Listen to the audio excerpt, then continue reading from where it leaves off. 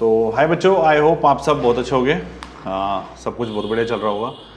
तो आज भी एक कॉलेज रिव्यू करेंगे। That college is Akhilesh Das Gupta institute of technology and management, Delhi. And इसको पहले हम लोग नॉर्थ इंडिया इंजीनियरिंग कॉलेज कहते थे।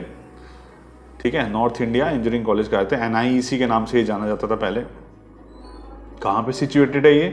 तो ये आपका दिल्ली के अंदर मिल जाएगा, शास्त्री पार्क। शास्त्री पार्क दिल्ली में एक जगह है, वहाँ पे आपको ये कॉलेज मिल जाएगा। कॉलेज बहुत ही बेहतरीन IP का कॉलेज है। तो आज हम इसी का रिव्यू करेंगे कि किस तरीके का कॉलेज है, कब इस्टेब्लिश्ड हुआ, कितना हाईएस्ट पैकेज है, कितना एवरेज पैकेज है, क्या कट ऑफ है, इसकी फ़ीस क्या है, IP के अंदर ये है तो क्या ठीक कॉलेज है ये। तो IP के अंदर हम क्या इसको प्रेफरेंस में रख सकते हैं? देखो, IP के अंदर बेस्ट कॉलेज हो गई USICT, MSIT, MEIT। उसके बाद ये भी आ जाता है, ADGITM भी आ जाता है, क्योंकि ADGITM का जो इंफ्रास्ट्रक्चर है ना, वो आप बोल सकते हो कि IP का जो मेन कैंपस है उससे मिलता जुलता और थोड़ा टक्कर का कैंपस है। USICT से कंपेयर नहीं कर सकते। जो हमारा मेन जो है हमारा कैंपस द्वारका सेक्टर 16 के अंदर, वो तो बहुत बड़ा है और बहुत अच्छा है, लेकिन टक्कर का है भाई। ऐसा नहीं बोल सकते कि आप ख़राब है। दिल्ली के अंदर आपको ये कॉलेज 9 एकड़ के कैंपस एरिया में मिल जाएगा और आपको सारी स्पोर्ट्स फैसिलिटीज़, लैब्स इक्विप्ड मिलेंगी। ठीक है, सब कुछ मिलेगा। कैंटीन नहीं हो, कैंटीन भी छोटे मोटे कैंटीन्स हैं वहाँ पे, मेस नहीं है वहाँ पे। मैं आपको बता दूँ पहले, मेस नहीं है और हॉस्टल नहीं है इस कॉलेज के अंदर। ऑन कैंपस हॉस्टल नहीं है, गर्ल्स के लिए भी नहीं है और बॉयज़ के लिए भी नहीं है। ये इसकी एक नेगेटिव पॉइंट्स हैं। बाकी दिल्ली में आप हो तो दिल्ली का क्राउड आएगा, तो दिल्ली के नियर बाय आप उस कॉलेज के नियर बाय बहुत सारे PG वीजीज एंड ऑन मिलेंगे आपको, तो आप रह सकते हो।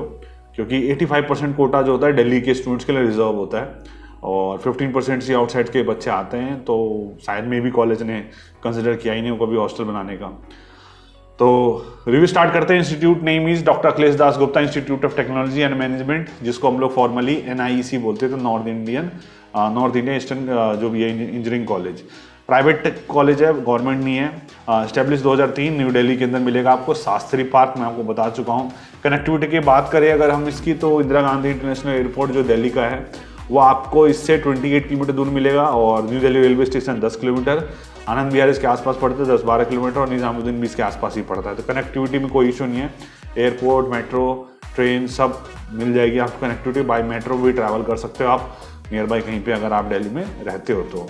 और दिल्ली वैसे भी मुझे थोड़ा सा चीप लगता है, तो दिल्ली में अगर आप आ रहे हो तो हॉस्टल को कंसिडर नहीं भी करोगे तो भी चलेगा। PG भी ले लोगे या किसी गेस्ट वेस्ट के तौर पे कहीं पे रह लोगे या रेंट पे भी ले लोगे तो भी आपको चलेगा वहाँ पे। अगर हम बात करें तो आपको क्या कैसे एंट्रेंस एग्जाम एडमिशन कैसे होगा, तो आपका JEE मेंस के थ्रू ही होगा और आपके 55% मार्क्स होने चाहिए PCM में और JEE मेंस के अंदर आपकी रैंक होनी चाहिए। Then only you are eligible for this college. और कितनी कट ऑफ जाएगी तो वो भी हम थोड़ी देर में भी बात करते हैं।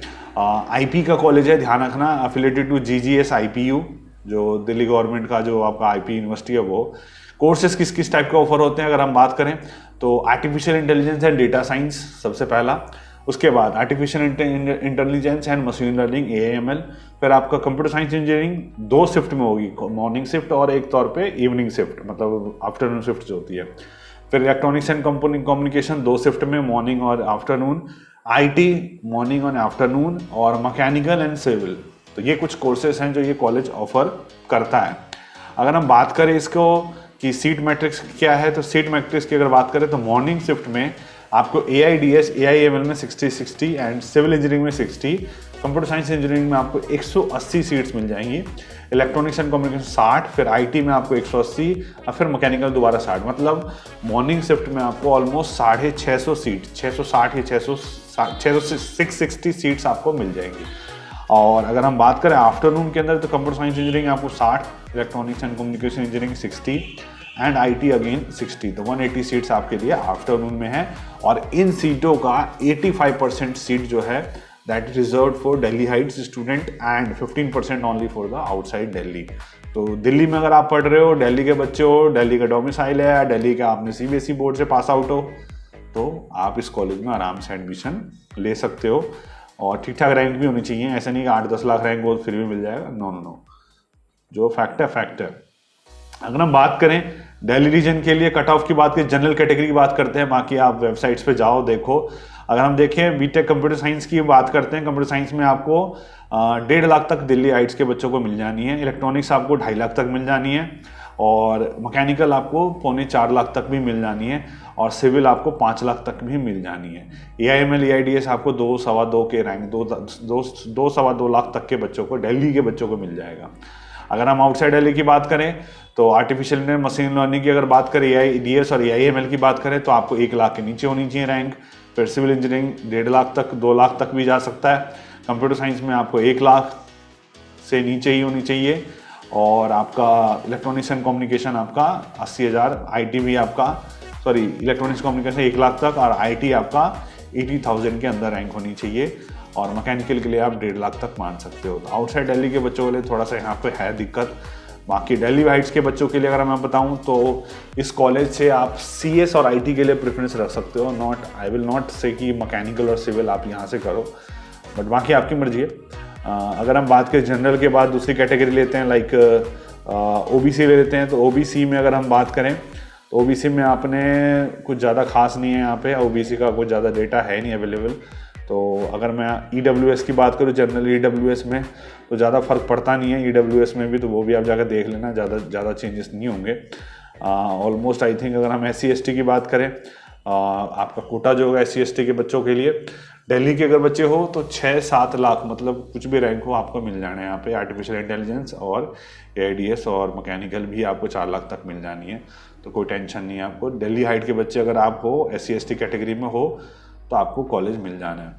अगर हम बात करें कॉलेज के अंदर जो है आपकी, ये हमने सीट मैट्रिक्स देख लिया, हमने कट ऑफ देख ली।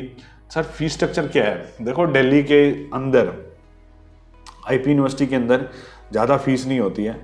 ये नहीं कि 2.5 लाख 3 लाख साल का आपका खर्चा आएगा, not that good, not that वो। और पैकेजेस भी अच्छे मिल जाते हैं, तो बहुत ही बेहतरीन मान सकते हो आप इसको, अफोर्डेबल होता है ये।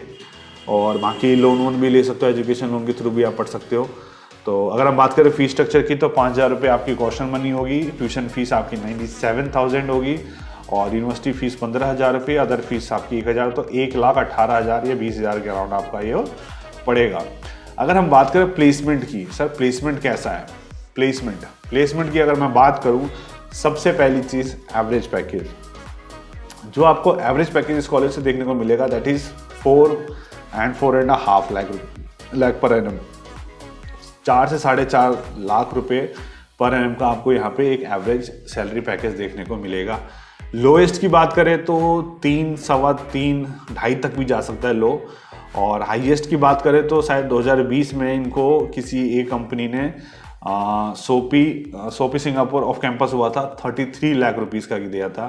बाकी जो कंपनीज हैं लाइक आपकी कैपजेमिनी, कॉग्निजेंट, फिर उसके बाद एक्स्ट्रा मार्क्स, फिर उसके बाद IBM, India mart, Infosys, just dial, Kotak, NIT, Newgen, Oppo, Samsung, सोपी, TCS, विप्रो, ये सब यहाँ पे आती है। तो प्लेसमेंट की अगर हम बात करें तो प्लेसमेंट के मामले में कॉलेज ऐसा है कि 60 to 40% रेशियो मान के चलो आप। 60% एफर्ट आपका होगा और 40% एफर्ट कॉलेज भी लगाता है आपको पढ़ाने के लिए, आपको स्किल डेवलप कराने के लिए। तो ये कुछ आप देख सकते हो। बाकी क्या ये कॉलेज बीटेक के लिए सर बढ़िया है? तो yes, you can opt for it if you have a rank and 1 to 2 lakh के बीच में रैंक है और दिल्ली हाइट स्टूडेंट हो आप, 1 से 2 लाख तक की रैंक अगर आपकी आ रही है जेईई मेंस में, तो आप सोच सकते हो CS के लिए। अगर आपको IP का ही कॉलेज चाहिए तो बाकी तो और भी ऑप्शंस हैं आपके पास, बट CS के लिए सोच सकते हो। और तो बीटेक के लिए ठीक है, बट CS IT के लिए ही मैं आपको बताऊंगा। कंप्यूटर साइंस भी आप, कंप्यूटर साइंस और इलेक्ट्रॉनिक्स एंड कम्युनिकेशन भी ले सकते हो, बट सिविल और मैकेनिकल के लिए मैं आपको मना करूँगा, बिकॉज सिविल मैकेनिकल का यहाँ कुछ ज़्यादा स्कोप है नहीं, मुझे ऐसा लग रहा है। बाकी आप देखो, अगर कोई पुराने स्टूडेंट्स हैं इस कॉलेज के तो बताएं। 2003 से कॉलेज है तो बहुत सारे बच्चे भी होंगे जो पास आउट हो चुके होंगे इससे। तो कॉलेज ठीक है बीटेक के लिए, CS IT आप प्रीफर कर सकते हो, कोई इशू नहीं है। अगर हम प्लेसमेंट रेशियो की बात करें, कितने परसेंटेज बच्चे प्लेस हो जाते हैं, तो 80 to 90% बच्चे, इसमें से 80% अराउंड बच्चे प्लेस हो ही जाते हैं, तो वो कोई इशू नहीं है। तो प्लेसमेंट के मामले में तो है ये कि अटेंडेंस क्या इसके अंदर कंपलसरी है भैया? तो यस, 75% अटेंडेंस का पंगा यहाँ है, तो ये भी ध्यान रखना है आपने। तो CSE कैसा है भैया इस कॉलेज का? तो CSE के लिए ही आपको मैं प्रेफरेंस करूँगा इस कॉलेज के अंदर, तो ये भी ध्यान रखना। तो भैया अगर हमें BPIT और क्या कहते हैं ADGITM भी मिल रहा है, हम किसको प्रीफर करें? तो आई विल से ADGITM आप प्रेफरेंस में रखो, क्योंकि थोड़ा सा मुझे ठीक लगता है, और इसके अंदर जो कोर्सेज हैं वो आपके NIC एक्रेडिटेड हैं, ऐसा कुछ नहीं है भैया। क्या कोई ड्रेस कोड भी है क्या ADGITM में? ठीक है, ऐसा कुछ नहीं है, ये नहीं कि कोई पार्टी वेयर पहन के आप आ जाओ कॉलेज के अंदर, ऐसा कुछ भी नहीं है। तो ध्यान रखना ADGITM में ऐसा कुछ है नहीं, ठीक है। कौन से टीयर का कॉलेज है भैया? Tier 2 Tier 3, तो आप बोल सकते हो तो ये Tier 3 कॉलेज आपकी कैटेगरी में आएगा। अगर हम बात करें भैया क्या हम इसमें से EC प्रेफरेंस में रखें, तो yes you can prefer EC in this college.